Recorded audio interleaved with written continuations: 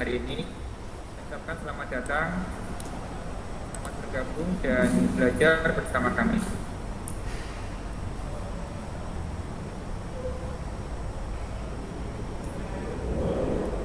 Baik, sebelum acara dimulai, yang pertama nanti akan dipandu oleh Bapak Laksono Budi untuk pengantar pada acara bedah karya online STTP siang hari ini. Untuk itu, waktu dan tempat kami persilakan. Ya, baik, terima kasih Mas Yulianto. Assalamualaikum warahmatullahi wabarakatuh.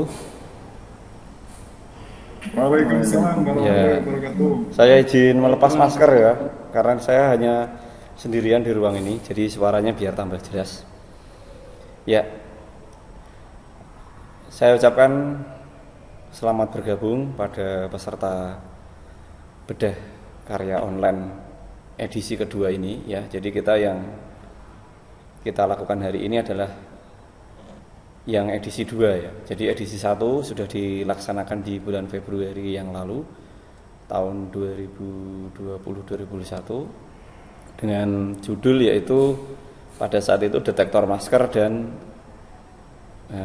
drum pad elektrik ya, yang disampaikan oleh Mas Yulianto, Mas Taufik, kemudian Mas Farid dan Mas Ali Sodikin ya. Untuk kesempatan hari ini nanti ini adalah edisi kedua. Jadi kita melanjutkan sebenarnya pekerjaan yang sudah direncanakan dan cukup tertunda beberapa waktu. Yaitu hari ini nanti kita akan membedah ya. Sekali lagi kita di sini adalah membedah. Membedah itu artinya menyampaikan apa yang sudah diteliti, yang sudah digeluti selama berbulan-bulan oleh mahasiswa-mahasiswa Teknik Elektro STTP. Ya, nanti untuk kita sharing bersama. Jadi di sini sifatnya adalah sama sekali tidak ada yang super ya atau yang merasa sok pinter, tidak ada. Di sini kami dari keluarga besar Sekolah Tinggi Teknik Pati, program studi Teknik Elektro hanya mencoba berbagi. Artinya ya kita ini ada yang membuat seperti ini, ya mungkin ada yang belum tahu, bisa menjadi tahu. Kemudian mungkin yang sudah tahu mungkin menjadi lebih mantap pengetahuannya seperti itu. Dan yang paling utama adalah jelas yaitu asas manfaatnya ya. Jadi yang sudah meneliti, sudah membuat mungkin bisa berbagi sebagai menjadi tabungan, investasi, amal di akhirat nanti yang baik ya kan. Kemudian yang lainnya juga bisa menikmati adanya perkembangan teknologi, karena bagaimanapun juga kita ini adalah warga atau insan-insan bagian dari masyarakat yang harus peka dan selalu mengembangkan teknologi seperti itu ya. Oke. Sementara sudah 50 peserta ya. Sudah banyak ini ya. Jadi terima kasih sekali lagi sudah menyempatkan diri untuk bergabung bersama kita. Acara akan segera kita mulai. Ya. Namun sebelum mulai mari kita berdoa dulu bersama sesuai dengan agama dan kepercayaan masing-masing supaya apa yang kita kerjakan hari ini nanti mendapatkan manfaat dan barokah. Berdoa dipersilakan.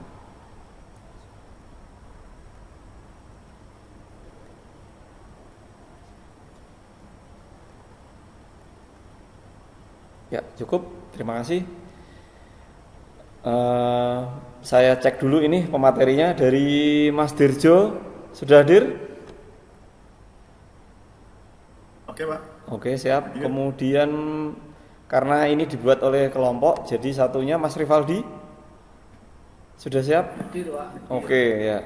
Siap. Jadi kita berikan waktu kurang lebih 1 jam nanti kepada Mas Dirjo dan tim ya, atau 45 menit ya, karena ada 2 judul kan ya.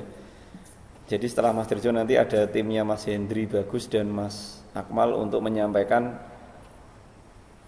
bahwa mereka sudah membuat servo bukan ala yang sudah jadi, tetapi handmade, yaitu dibuat sendiri ya. Semuanya total dibuat sendiri, tidak tidak beli jadi ya. Oke, Mas Dirjo dan tim siap? Siap. Oke, baik kalau siap silakan menyampaikan apa yang sudah dikerjakan tentang sound processor atau tone control digital.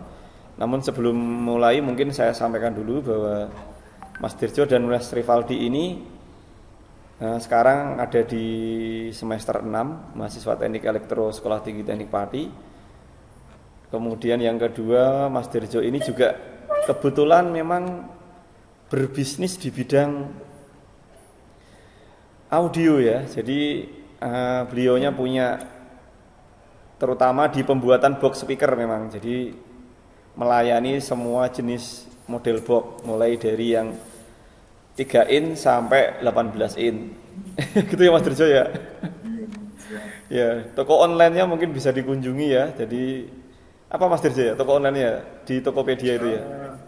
Sidik Toko, Pak. Sidik Toko ya, boleh dicek nanti. Jadi di sana ada banyak produk-produk audio. Memang beliaunya ini suka audio dan pada kesempatan kali ini dia sudah berhasil membuat tone control ya yang tidak menggunakan potensio. Nah, jadi kalau Anda biasanya di rumah pasti speaker aktifnya kemungkinan masih pakai yang model lama ya, walaupun sudah ada yang baru ya. Yaitu masih pakai potensio. Nah, nanti kita di sini akan berbagi disampaikan oleh Mas Dirjo tentang bagaimana sih membuat tone control itu yang tidak menggunakan potensio. Oke, siap? Siap. Masih semangat semua? Semangat. Oke. Terima kasih. Baik, waktu dan tempat saya persilakan. Silakan Mas Dirjo dan tim. Oke, terima kasih Pak Mugi atas waktunya. Sebelum kami mulai presentasi pada siang hari ini, selamat siang semuanya dan Assalamualaikum warahmatullahi wabarakatuh. Waalaikumsalam warahmatullahi wabarakatuh. Oke. Sebelumnya yang terhormat Pak Joko selaku Ketua Sekolah Tinggi Teknik Padi, yang terhormat Bapak Laksamana Krismanto selaku Ketua Program Sekolah Tinggi Teknik Padi, dan Mas Yuli selaku pembawa acara, serta teman-teman yang saya cintai dan saya banggakan. Puji syukur kami panjatkan kehadirat Allah SWT karena rahmat dan karunia-Nya kita masih diberikan kesehatan lahir dan batin dan semua nikmat yang telah Allah SWT berikan kepada kita semua. Presentasi ini kami buat yang sedemikian rupa, semoga dapat bermanfaat dan apabila masih ada kekurangannya, kami mohon maaf. Oke, selanjutnya kita akan masuk ke topik pembahasan ya. Saya mau share screen dulu.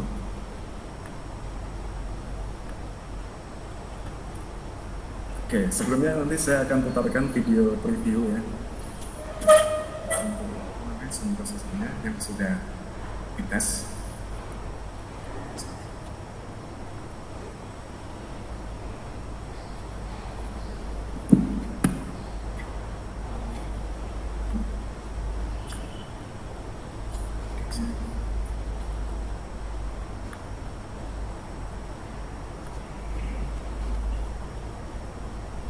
Oke teman-teman, bisa kita simak bersama-sama ya.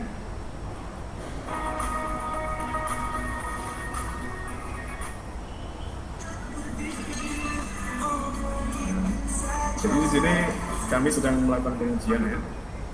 Kami melakukan pengujian secara keseluruhan dengan menggunakan key pertama adalah volume coba kita naikkan volume ya. Lalu kita satu opsi untuk input input. Dan kita geser ke bass dan oke, kita masuk ke bass, kita coba ulangi. Oke, masuk itu kita ulangi. Kemudian pilihan oke, pilihan keseimbangan teman-teman. Oke, sepertinya sistem berjalan dengan baik.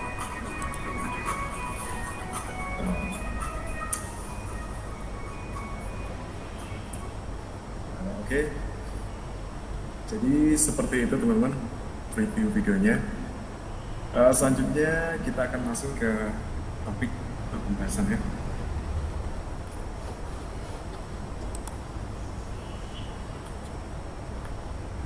Oke. Judulnya adalah sound processor. Oke, dari teman-teman sebelumnya apakah ada yang sudah tahu apa itu sound processor? Silahkan ada komentar ya atau kirim tanggapannya. Waktu sekitar 1 menit lah. Oke, saya tunggu.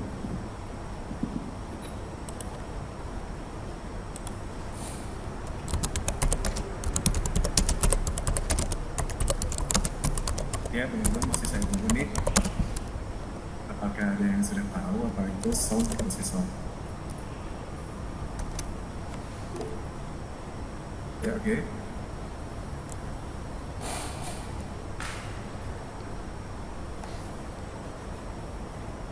Kayaknya tidak ada yang komentar ya. Oke, next ya. Oke. Sound processor. Jadi sound processor atau audio processor adalah sekumpulan peralatan audio processing yang berguna sebagai filtrasi dari signal output mixer sebelum menuju ke amplifier atau biasa disebut preamp. Biasanya juga sering teman-teman jumpai itu di perangkat pengeras suara atau di sound aktif ya. Di rumah-rumah biasanya kan ada juga. Oke, kemudian jadi fungsi audio processor ialah sebagai penyempurna output mixer sebelum mengarah ke power amplifier atau penguat. Jadi seperti itu teman-teman. Oke, next. Nah, kemudian di sini ada blok diagram ya. Ada beberapa part atau komponen ya yang saling terhubung di sini secara tidak langsung. Oke, di sini ada 4 buah key button. Kemudian ada microcontroller atau Arduino Nano di sini ya. Kemudian ada LCD 16x2. Kemudian di sini IC PT-nya atau chip prosesornya di sini. Kemudian ada power amplifier terakhir atau penguat suaranya.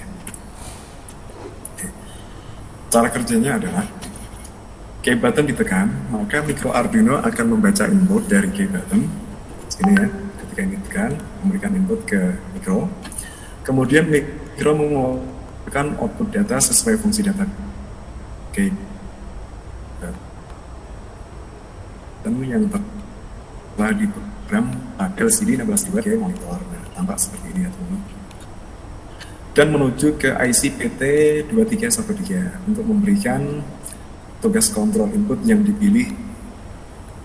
Kemudian IC PT 2313 menerjemahkan perintah input yang diberikan sehingga IC PT 2313 mengeluarkan output sinyal audio yang sesuai dengan pemilihan dan pengaturan nada. Next ya. Kemudian tone control digital.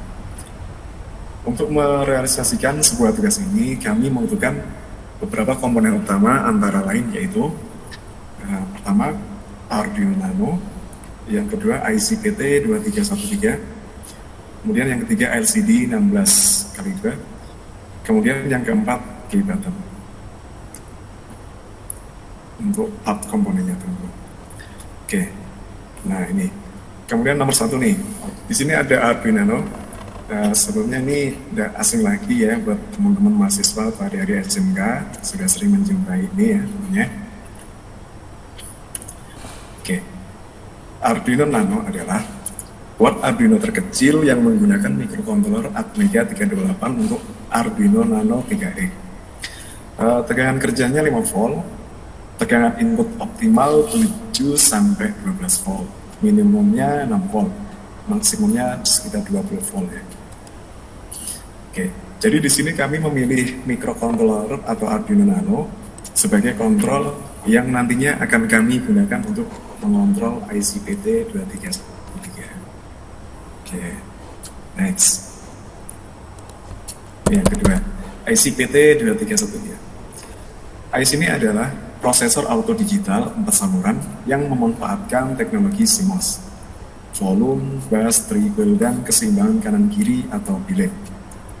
Prosesor fader depan atau belakang digabungkan ke dalam satu chip. Fungsi loudness dan ukuran input yang dapat dipilih juga disediakan dalam IC ini. Oke, untuk tegangan kerjanya sekitar 9 volt, tegangan supply 6 sampai 10 volt, kontrol volume dari minus 63 dB hingga 0 dB. kontrol nada treble dan bass plus minus 14 dB, penyesuaian keseimbangan plus minus 8 dB, dan ini yang terpenting, konsumsi arus 11 mA. Oke teman-teman, next ya. Oke, ini yang nomor 3 adalah LCD 16x2. Komponen ini juga tidak asing lagi ya untuk teman-teman mahasiswa dan adik-adik SMK. LCD 16x2 adalah jenis media tampilan atau display dari bahan cairan kristal sebagai penampilan utama. LCD 16x2 dapat menampilkan sebanyak 32 karakter yang terdiri dari 2 baris dengan tiap baris menampilkan 16 karakter. Jadi LCD 16x2 ini kami gunakan untuk menampilkan pemilihan beberapa menu pengaturan antara lain. Yang pertama adalah volume, bass, treble, delay. Oke. Untuk tegangan kerjanya dia 5 volt. Tegangan supply rentangnya mulai dari 3 volt sampai 6 volt. Catur dayanya dulu. Oke, next. Oke, selanjutnya adalah koneksi pin kaki mikro dengan IC PT2313. Jadi koneksi Arduino ini dengan chip IC PT2313. Oke teman, bisa disimak terlebih dahulu ya gambarnya, bisa lihat. Oke. Di sini ada alamat pinnya juga, pin kaki Arduino ke IC PT2313. Jadi A5 atau SDA-nya Arduino ini terhubung dengan pin kaki 28, SDA-nya ICPT2313. Kemudian pin A4-nya Arduino ini atau SCL ini terhubung dengan pin 27 ICPT SCL juga. Oke, next ya teman-teman. Oke. Kemudian di sini ada skema audio prosesor atau ICPT-nya. Yang pertama adalah yang penting ada ini koneksi komunikasi datanya. Yang digunakan adalah seperti yang slide sebelumnya teman-teman, yaitu di pin 27 adalah datanya, di pin 28 ada clock-nya, kemudian pin 26 ada grounding. Ini ketiga pin ini terhubung ke Arduino tadi atau microcontroller-nya tadi. Oke, selanjutnya adalah ada 3 channel input pada IC PT2313 ini, yaitu in 1, in 2, dan juga in 3.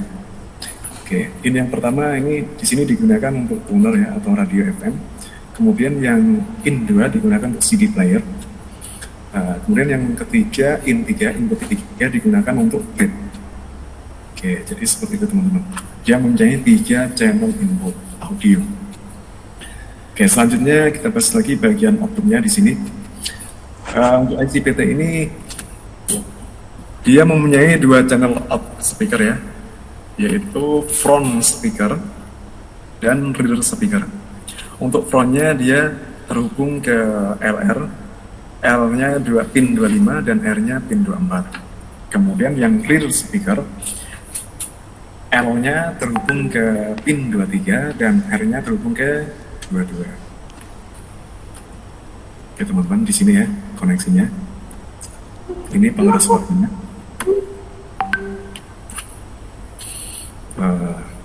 Oke, next. Nah, selanjutnya di sini ada skema rangkaian Arduino Nano Atmega 168P 168P, karena yang kami pakai kemarin adalah Arduino Nano punya Atmega 168P dengan LCD ya 16x2. Oke, di sini adalah microcontrollernya atau Arduino-nya. Kemudian di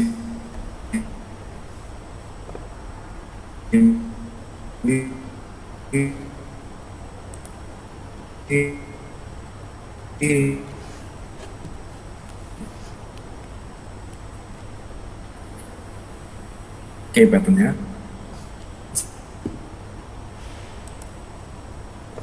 sebagai input sama kayak ini, dan mikronya. Yang ini grounding dari mikro, ini grounding dari LCD-nya. Kemudian di sini sumber utamanya 5 volt. Untuk catur daya Arduino Nano sekaligus catur daya LCD-nya. Oke, teman-teman, next. Oke. Selanjutnya adalah desain skema rangkaian dan layout menggunakan software Eagle. Nah, jadi kebetulan kami kemarin untuk melakukan pembuatan desain skema, kami menggunakan software Eagle ya teman-teman. Nah, nanti untuk teman-teman yang barangkali mau membuat skema rangkaian yang sederhana maupun yang sedikit kompleks ya, bisa juga menggunakan software ini. Sangat cukup membantu teman-teman. Oke, next. Nah, ini adalah layout PCB yang sudah jadi ya teman-teman.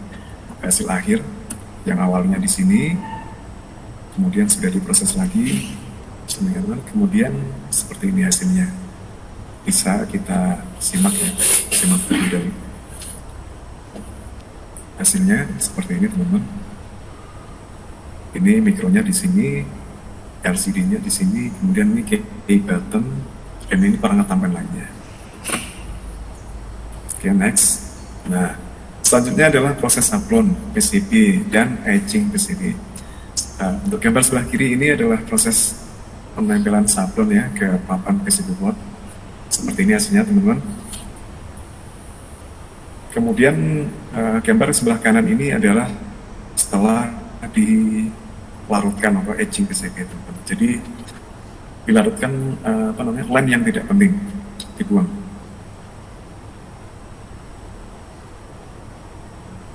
Oke, next. Nah, kemudian selanjutnya proses drilling PCB dan hasil akhir. Silakan pengeboran ya pada titik itu, titik kaki komponen tertentu.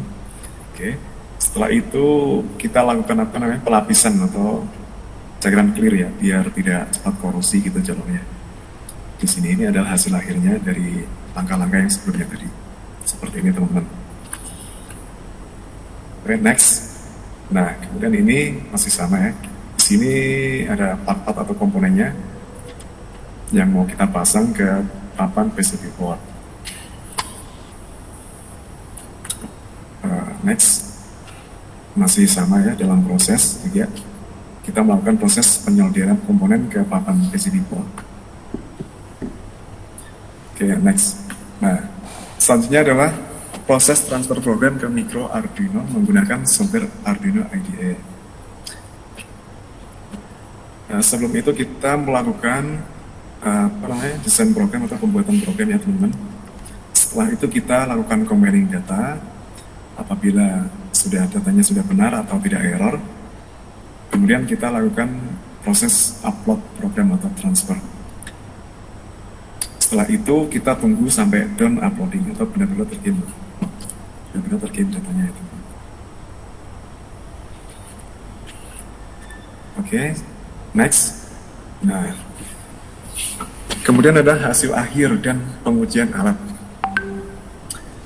Di sini ada empat buah key button atau tombol yang dapat digunakan untuk mengatur pemilihan menu nada dan juga pemilihan input audio antara lain. Yang pertama adalah key tombol 1 atau menu. Nah, di sini teman-teman agak nggak kelihatan ya. Digunakan untuk pemilihan nada antara bass, treble, volume, dan delay. Kemudian key tombol 2 atau plus di sini ya teman-teman. Ini kecil ini. Digunakan untuk mengatur penambahan frekuensi atau desibel pada masing-masing menu setting. Kemudian key tombol 3 atau minus ya. Di sini teman-teman bisa dilihat tombolnya ini kecil. Digunakan untuk mengatur pengurangan frekuensi atau desibel pada masing-masing menu setting. Dan kemudian yang terakhir key tombol 4 atau opsi ya. Di sini teman-teman opsi. Ini kecil ini. Digunakan untuk mengatur pemilihan penggantian channel input audio. Jadi seperti itu teman-teman. Oke, selanjutnya kita masuk ke kesimpulan. Dalam perencanaan dan pembuatan alat sound processor yang direalisasikan pada kegiatan ini dapat diambil beberapa kesimpulan.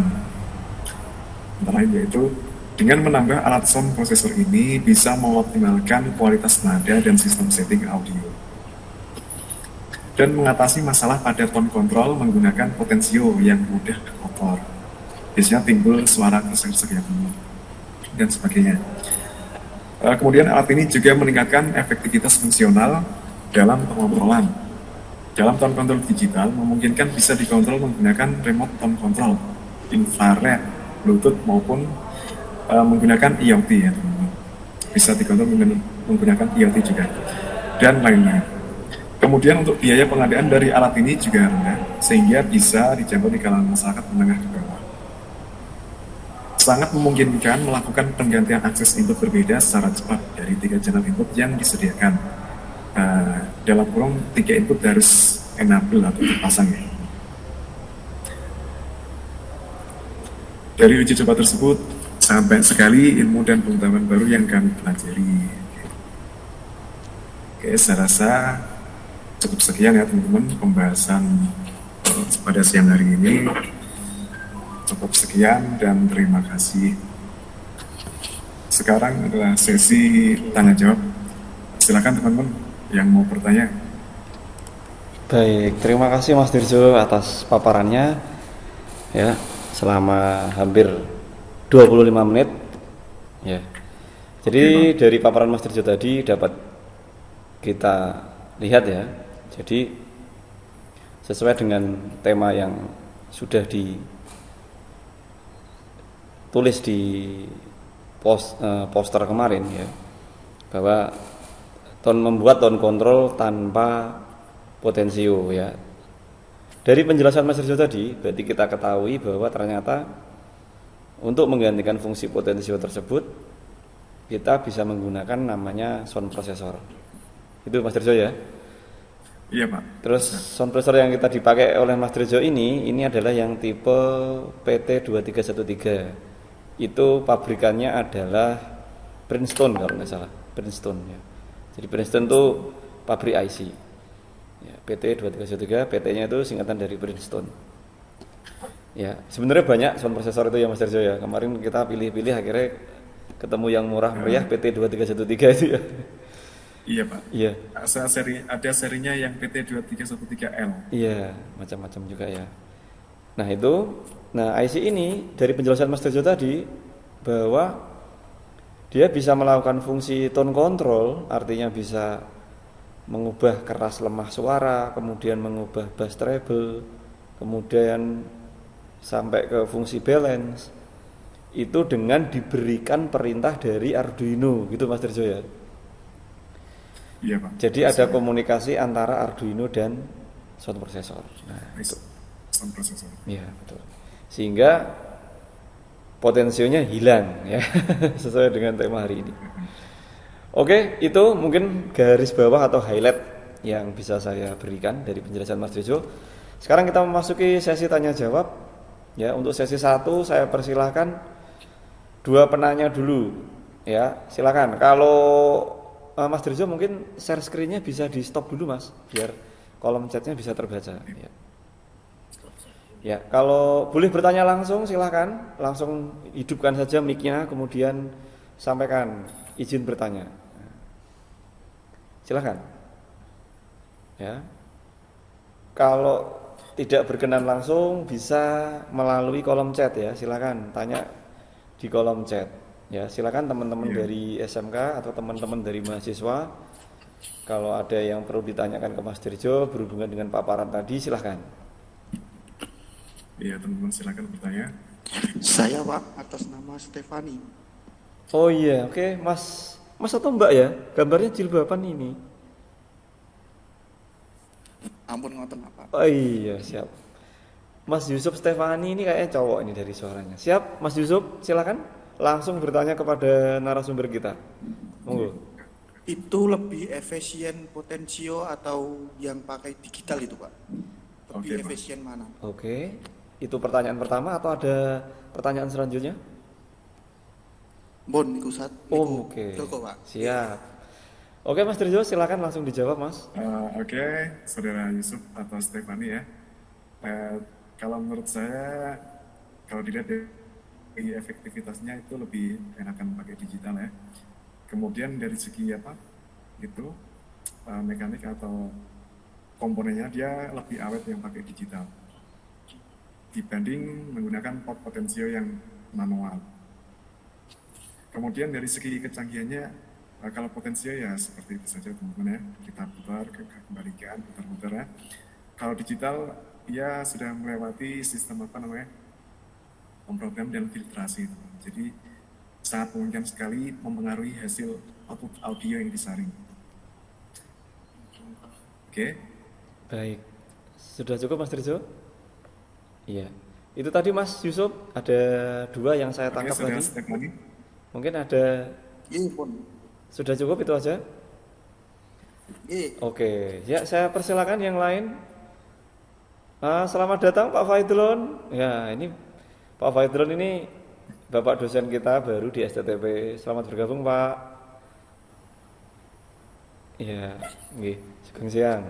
Oke, mungkin dari peserta yang lain ada yang ingin bertanya, silahkan. Langsung aja. Saya Pak, Ya, dari siapa ya? saya dari Saputra Bintang Wibowo Pak. Oke, siap. Dari Dari SMK Katuna. atau dari mahasiswa? Tunas ya. Oke, SMK Tunas Harapan. SMK Baik. Pak. Ya, silakan Mas, waktu dan tempat.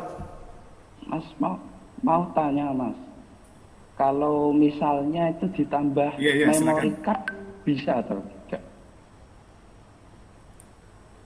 Oke, mungkin tujuan Memory card ditambahnya memory card untuk apa ya? Oke.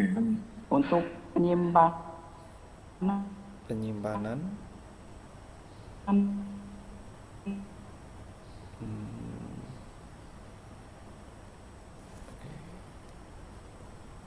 Mengetahui sudut putaran motor DC harus dikoppel dengan potensio. Jika motor DC dan potensio berputar, maka tegangan pada potensio berubah. 4. Ketika menentukan sudut motor, kita harus menekan push button, maka motor dan potensio berputar sesuai perintah program. Lalu ketika sudut mencapai nilai yang dimasukkan, maka motor berhenti. Ketika motor berhenti, kita mengukur sudut menggunakan garis busur digunakan pada saat mengadasi lebar sudut yang dihasilkan menentukan nilai sudut motor. Merupakan sinyal digital yang digunakan pada proses pengontrolan motor DC.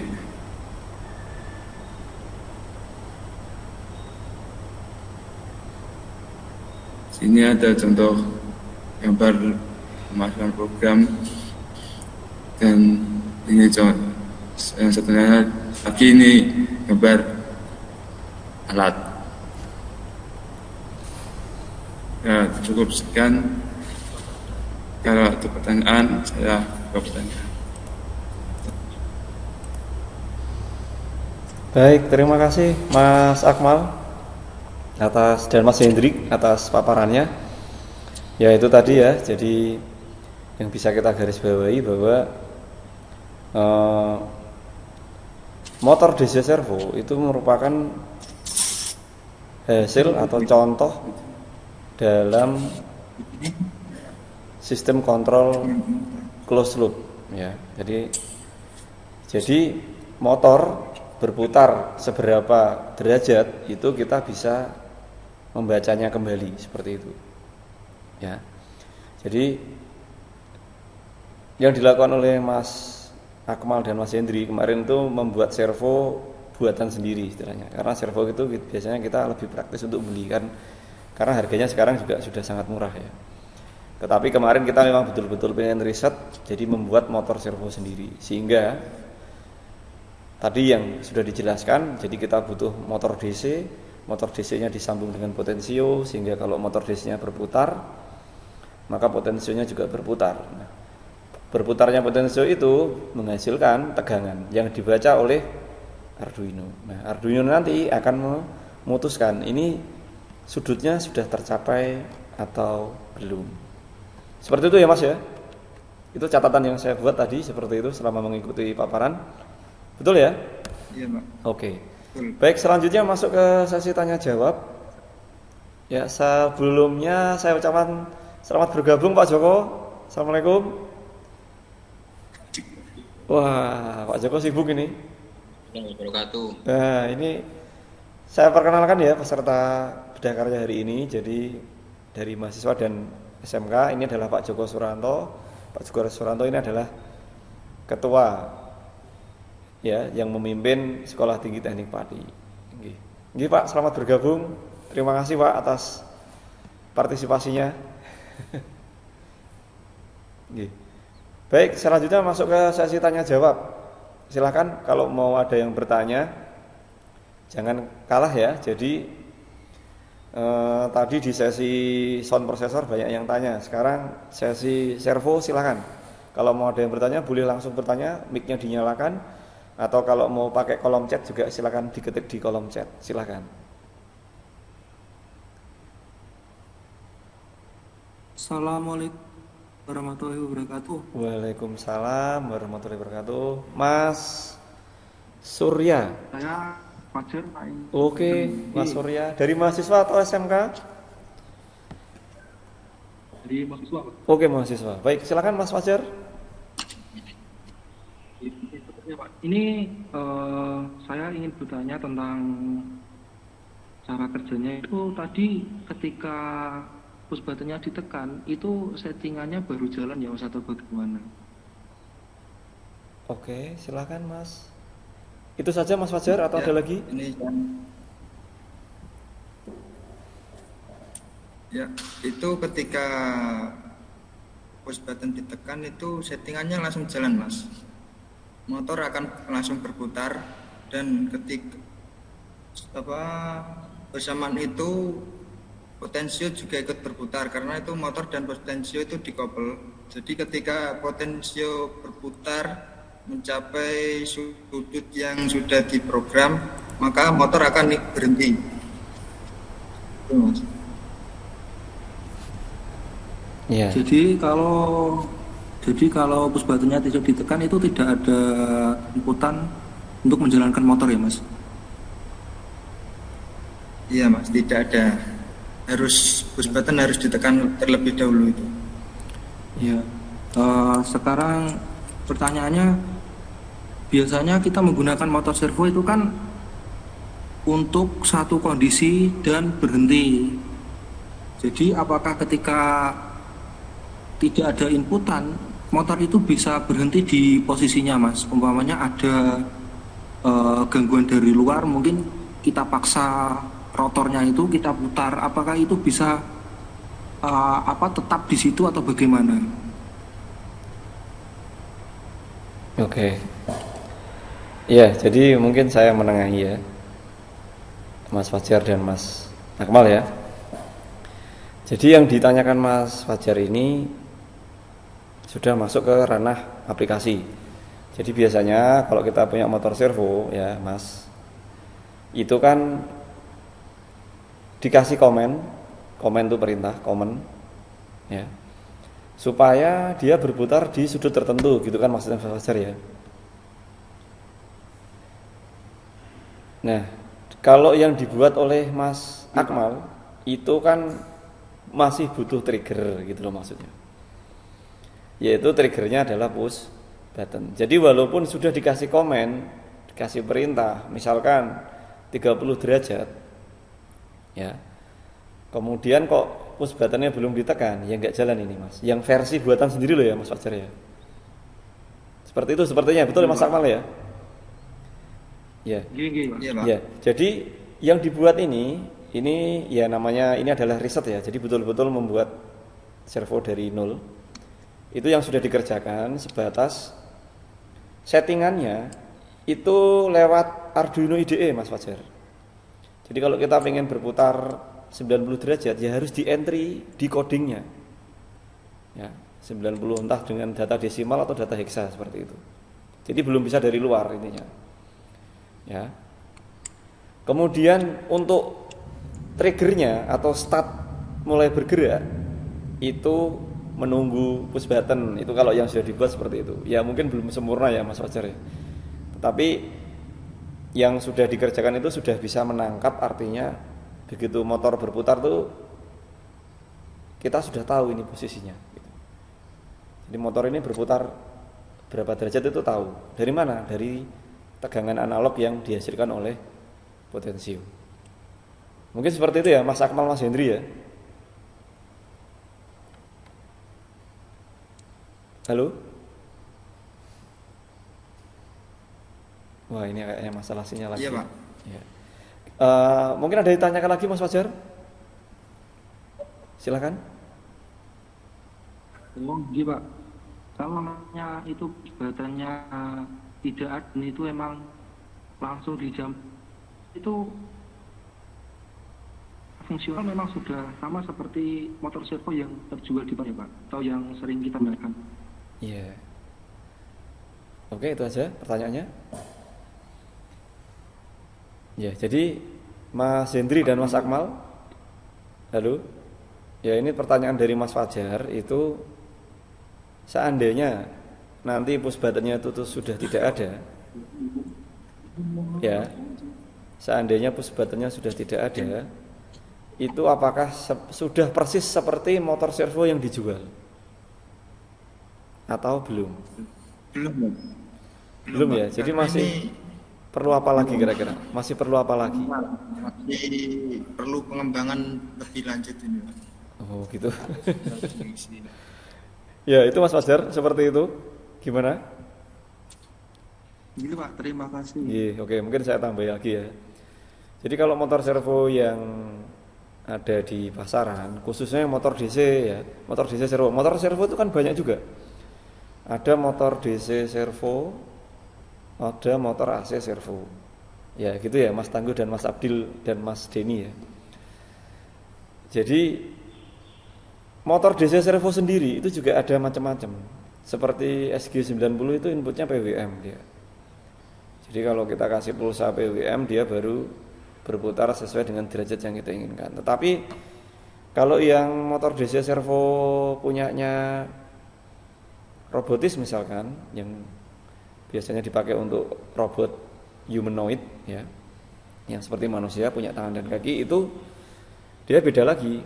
Dia sudah pakai komunikasi multi point. Jadi antar motor servo itu sudah hanya disambung oleh 3 kabel.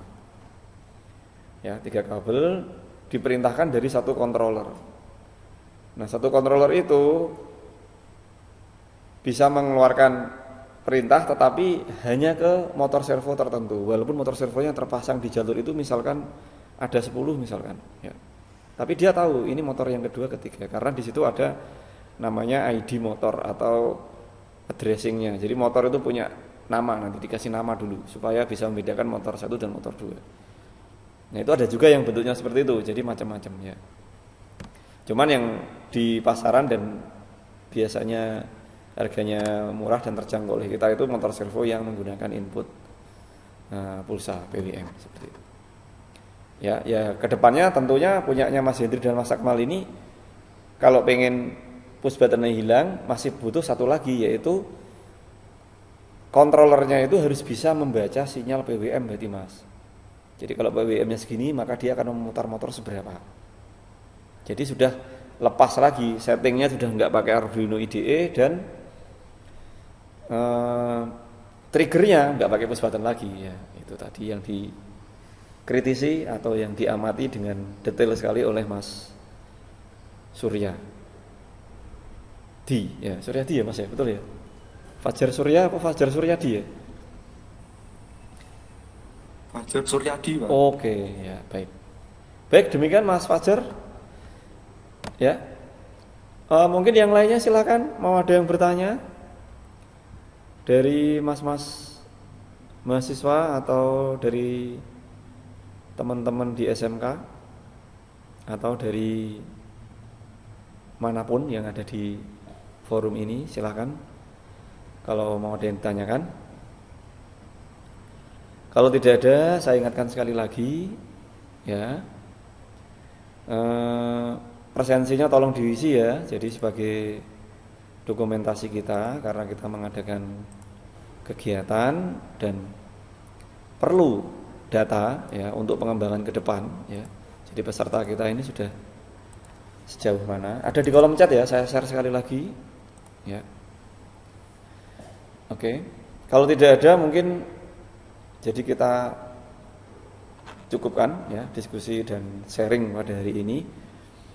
Ya, dan kita kemarin sudah mendata dari mahasiswa semester 4 dan mahasiswa semester 2 itu juga siap nanti akan men-sharing ya. Jadi biar tidak selalu semester 6 yang sharing. Jadi berikutnya nanti bisa dari semester 4 dan semester 2. Ya, dan bisa juga mungkin dari bapak-bapak dosen lain langsung ya. Jadi ada yang dari TI mungkin nanti juga bisa ikut di acara kita ini. Baik, kalau nggak ada yang bertanya, sekali lagi saya ingatkan mohon bantuannya dengan sangat untuk presensi. Kemudian nanti mungkin dari Pak Joko, Pak, mungkin mau ada yang disampaikan Pak Joko? Nggih. Monggo Pak Joko kalau ada waktu bisa menyampaikan sepatah dua patah kata, waktu dan tempat kami persilakan. Silakan Pak. Suaranya putus-putus. Bisa masuk suara? Bisa Pak, bisa. Oke, sedikit saja. Jadi Assalamualaikum warahmatullahi wabarakatuh. Waalaikumsalam warahmatullahi wabarakatuh. Ya, Waalaikumsalam warahmatullahi wabarakatuh. Yang mengucapkan terima kasih saja kepada Mas Akmal dan siapa tadi ya?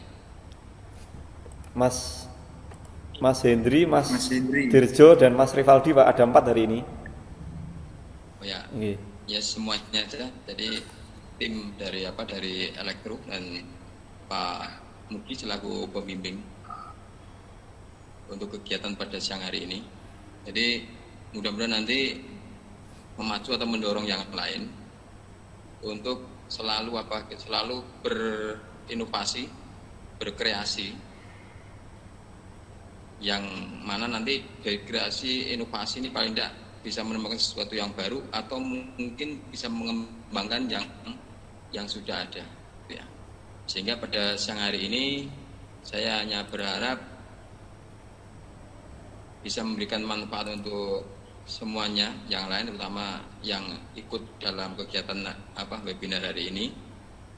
Dan terima kasih juga kepada semua peserta yang sudah andil ikut dalam kegiatan siang hari ini.